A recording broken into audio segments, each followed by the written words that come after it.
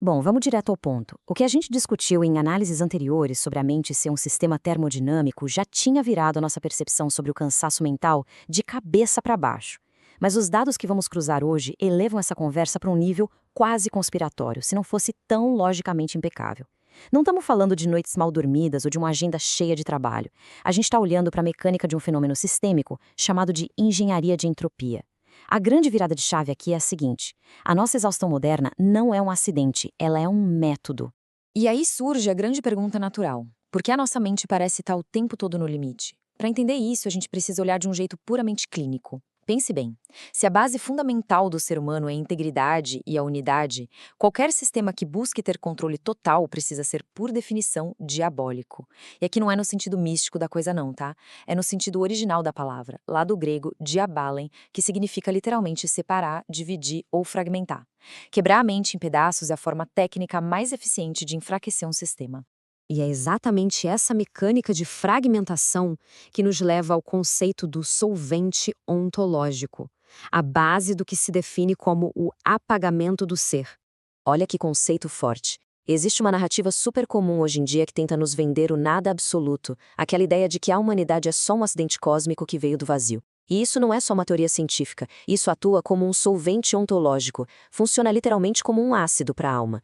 Porque quando se convence uma população inteira de que ela é só poeira acidental sem fundamento nenhum, o valor intrínseco dessa pessoa simplesmente derrete, o chão desaparece, e no lugar dessa base estruturada sobra um buraco gigantesco, um profundo vazio de identidade. Colocando essas duas coisas lado a lado, o contraste fica brutal. De um lado, uma mente bem fundamentada, com um alto valor intrínseco e uma estabilidade relacional sólida. Do outro, esse vazio de identidade. E quem tem um buraco na própria identidade tenta desesperadamente preencher isso com o quê? Com o consumo desenfreado, com a busca implacável por status ou virando refém da aprovação de algoritmos. Esse estelionato do nada cria uma fome crônica de existir. Se a pessoa não sente que tem valor por direito próprio, ela vira presa fácil, uma verdadeira escrava da validação externa. Mas como isso realmente funciona lá dentro da nossa cabeça?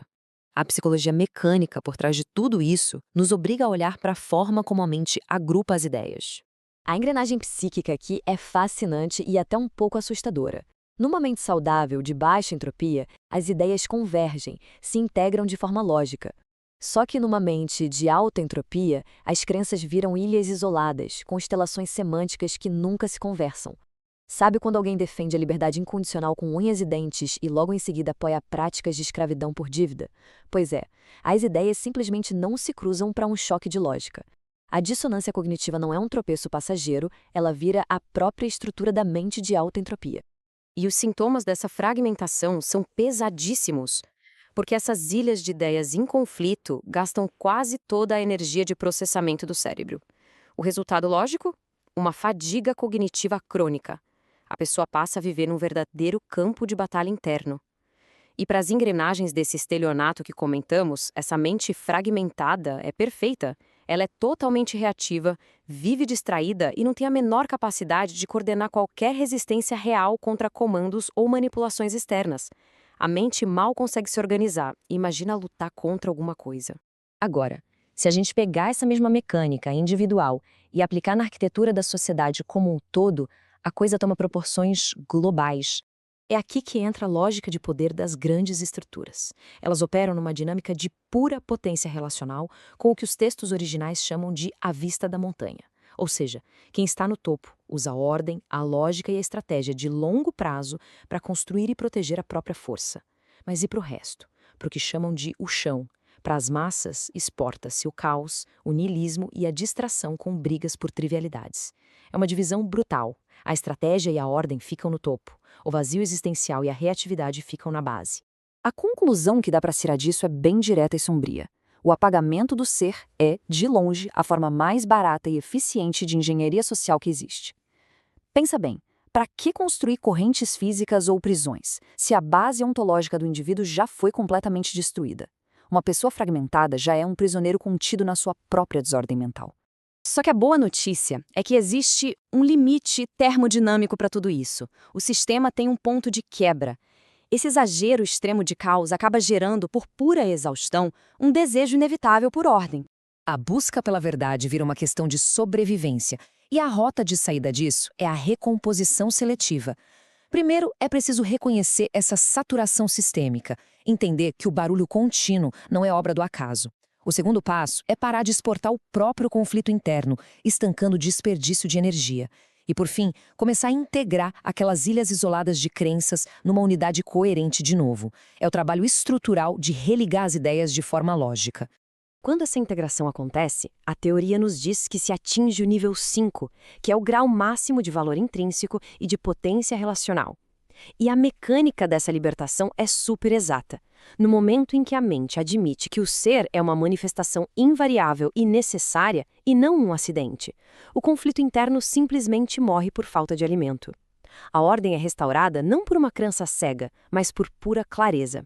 E é por isso que essa exploração nos deixa com uma reflexão final absurdamente poderosa. A fraude acaba no momento em que o indivíduo reconhece a sua própria necessidade. Todo esse estelionato do nada, toda essa engenharia da desordem só tem poder enquanto a crença no vazio for mantida. Fica a grande provocação. Será que resgatar esse simples bom senso ontológico não é, no fim das contas, o maior ato de resistência intelectual do nosso tempo? É uma baita pergunta para se levar adiante. Até a nossa próxima análise.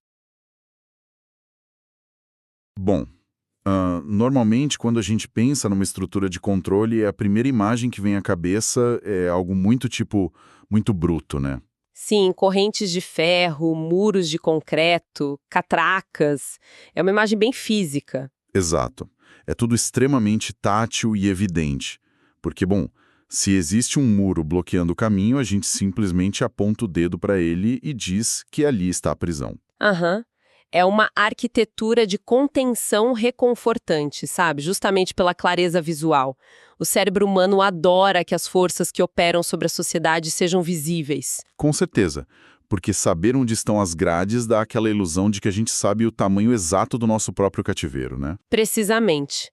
Só que a mecânica que nós vamos analisar hoje muda completamente esse paradigma. Mas aí que tá. Quando a gente dá um passo para trás e olha o cenário da nossa organização cognitiva atual, os muros somem, as correntes somem, mas a paralisia continua lá, e acompanhada de uma exaustão absurda. E é por isso que a nossa missão nesse mergulho profundo é tão crucial. O volume de documentos que estamos analisando foca numa dinâmica muito específica e implacável. Sim. O que a gente vai desempacotar hoje foca naquele conceito de engenharia de entropia. E olha, no começo isso soa quase conspiratório. Pode soar, mas o que é fascinante aqui é que não há teoria da conspiração, é pura lógica estrutural. É um sistema impecável. Ok, vamos desempacotar isso então. Porque no começo da nossa análise sobre a mente ser um sistema termodinâmico, a coisa já estava intensa, mas agora virou uma arma sistêmica. Exato. O ponto de partida dos textos estabelece uma premissa muito fria. Se a realidade máxima, ou ser, é basicamente integridade e unidade, a engenharia do controle precisa ser o oposto disso. Ou seja, qualquer sistema que queira controle total precisa, por definição, estilhaçar essa unidade. Precisamente. E os documentos usam uma palavra muito forte para isso. Eles dizem que o sistema precisa ser diabólico. Nossa, e aqui a gente precisa desacelerar urgente, porque diabólico carrega um peso rural, tipo teológico, enorme. A audiência já deve estar pensando em chifres e enxofre agora. É a reação natural, mas não há misticismo nenhum aqui. A palavra é usada no sentido técnico, na raiz grega pura, que é diabalém. Diabalém, tá. E o que isso significa na prática da engenharia de sistemas? Significa literalmente lançar através, separar, fragmentar. É o oposto de símbolo, que é unir as partes. Então, o apagamento do ser não é um acidente moderno, é uma ferramenta técnica de precisão para quebrar a mente humana. Caramba, aqui é que a coisa fica realmente interessante. Porque se o objetivo puramente mecânico é fragmentar a mente de uma população inteira, qual é a arma química invisível usada para isso? Os autores do documento batizam essa ferramenta de estelionato do nada. Estelionato do nada. É tipo vender a ideia massiva de que a humanidade é só um acidente cósmico surgido do vácuo, né? Que o universo não tem fundamento nenhum. Exato. Eles chamam de estelionato porque é uma fraude baseada num erro de tipagem ontológica, onde se confunde existência imanifesta com a inexistência absoluta. Espera aí, erro de tipagem ontológica. Isso soa como um jargão pesadíssimo misturando programação com filosofia. Como a gente traduz isso para o mundo real? Vamos usar uma analogia do cotidiano para quem está acompanhando. Pense num computador muito potente em modo de suspensão. A tela está preta, sem som, luzes apagadas. Certo, parece que está desligado, morto. Exato, mas a energia está lá, o potencial está intacto. Isso é a existência imanifesta. O erro de tipagem acontece quando alguém aponta para essa tela preta e tenta convencer o mundo de que o computador não existe. Nossa, entendi. Vende o vazio como se fosse a verdade absoluta. Precisamente. Vende o nada absoluto. E os textos chamam essa narrativa de solvente ontológico. Solvente ontológico. Isso atua como um ácido mesmo, né? Um ácido derramado na fundação de um prédio. Aham, é um ácido para a alma. E o que é fascinante aqui é que isso dissolve o que os textos chamam de valor intrínseco do ser humano. O indivíduo deixa de se ver como um resultado complexo da termodinâmica do universo. E passa a se ver como poeira acidental. Isso é muito pesado. E a conta disso chega rápido no comportamento, né? Porque esse estelionato do nada gera uma verdadeira fome de existência. Sim, o vazio de identidade surge imediatamente. Se não há chão ontológico, fica um buraco negro no centro da psique. E como a física ensina, a natureza detesta o vácuo. Então uma pessoa com esse buraco tenta preencher com literalmente qualquer coisa externa. Qualquer coisa. Consumo desenfreado, busca alucinada por status, fanatismos ideológicos ou a simplesmente câncer por atenção em algoritmos sociais. Faz todo sentido. Um indivíduo terceiriza a própria validação porque o núcleo dele foi derretido pelo ácido. Temporal. Tá, e tem um ponto que me deixou muito intrigado nessa parte. A gente sabe que essa sensação de não ser nada altera o comportamento de manada.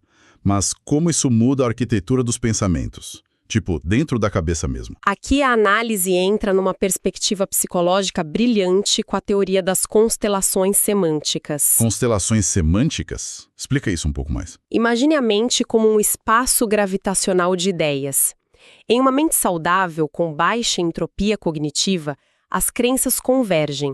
Elas formam um sistema integrado e lógico. Elas dialogam, né? Se eu tenho uma ideia que bate de frente com outra, a lógica resolve o atrito. Exato. Mas sobre o efeito desse solvente, a mente é empurrada para uma alta entropia cognitiva. E aí formam-se ilhas isoladas de crença que nunca se comunicam. Caramba, é por isso que a gente vê situações bizarras hoje em dia. É o motivo de alguém conseguir defender a liberdade com unhas e dentes de manhã numa rede social e à tarde apoiar algo idêntico à escravidão por dívida. Sim, esse é o exemplo perfeito do conceito na prática. E as duas ideias coexistem na mesma mente sem dar curto-circuito, porque, pelo visto, os fios lógicos foram simplesmente cortados. Foram cortados pelo solvente ontológico. As ideias contraditórias nunca se encontram para um confronto lógico.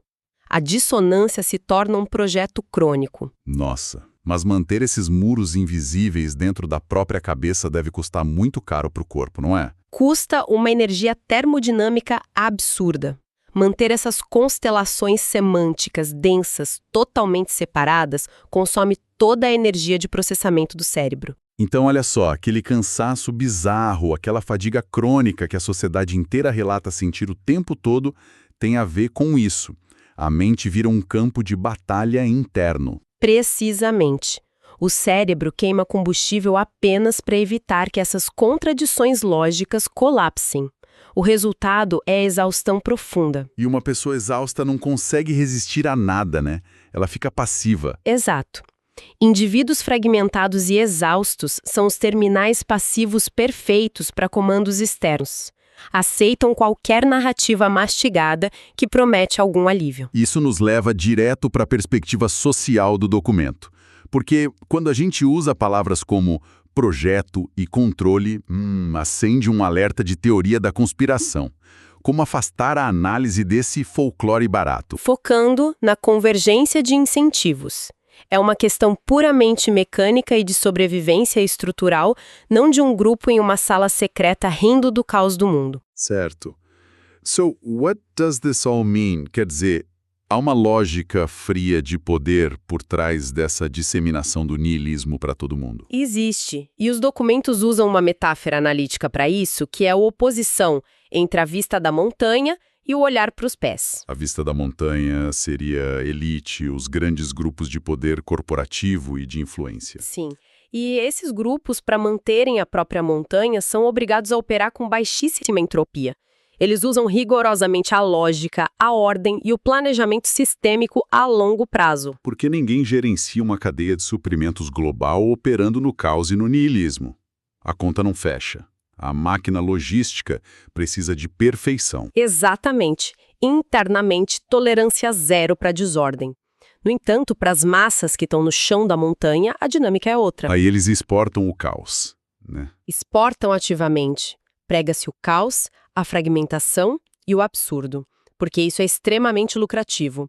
O algoritmo lucra com a reatividade, a corporação lucra com a ansiedade. Caramba, a ficha caiu legal agora. É o novo conhecimento oculto da humanidade. Eu fico com a estratégia, a matemática é o foco, e você aí embaixo fica com o vazio existencial, brigando por trivialidades na internet. E é uma dominação assimétrica perfeita, porque retira a capacidade de coordenação da base. É a forma mais barata e escalável de engenharia social possível. Eu fico chocado com a simplicidade disso. Você não precisa de guardas e correntes se roubar a própria identidade ontológica das pessoas. A prisão é a própria exaustão da pessoa. Precisamente. Uma população com alta entropia jamais conseguirá se coordenar para ameaçar quem opera na ordem. É controle por dispersão de energia. Só que aí surge uma dúvida quase existencial no meio dessa mecânica toda. Se o sistema é tão eficiente e barato, a fragmentação completa não seria um destino matemático inevitável? É uma excelente pergunta e os textos não nos deixam num abismo sem saída. Na verdade, a própria termodinâmica prevê uma reversão. Sério? Como a física desse sistema quebra? Tem a ver com ciclos históricos e limites sistêmicos. O documento cita até padrões do I Ching aqui. A questão é que o exagero do caos atinge um ponto de saturação inegociável. Faz sentido. A corda estica tanto que acaba arrebentando pela própria tensão das contradições. Exato. Chega um ponto em que a exaustão mental e o ruído ficam tão absurdos e o sofrimento psíquico é tão elevado que o sistema cognitivo simplesmente entra em colapso e se recusa a continuar. A mentira e a desordem ficam literalmente inabitáveis para a mente. E por puro instinto de sobrevivência, gera-se um desejo orgânico e violento pela ordem. A busca pela verdade e pelo sentido volta a ser a única maneira de não enlouquecer. É o momento em que o pêndulo da história volta com força. E para não esperar que o sistema colapse sozinho, os documentos dão a saída que eles chamam de recomposição seletiva, né? Sim, a recomposição seletiva é um método prático.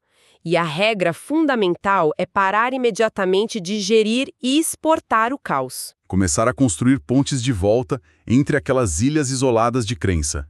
Fazer as ideias dialogarem de novo. É um processo de atrito. Envolve suportar a tensão de sentar com uma ideia complexa e se forçar a manter o foco sem fugir para o alívio dopaminérgico das telas. Tem que treinar o músculo da atenção do zero, praticamente. E qual é o ápice desse processo de cura mecânica? A cura acontece com precisão clínica. No exato momento em que se admite e se estrutura a vida em torno do fato de que o ser é invariante. Que não somos pó acidental no universo. Exatamente. Ao reconhecer o próprio valor intrínseco, que não se é um acidente, o conflito morre por falta de alimento. O solvente ontológico seca instantaneamente. E a pessoa recupera a potência relacional. A fraude do estelionato simplesmente desmorona assim que a mente se reconhece e recusa o falso vazio. É a reconquista da integridade.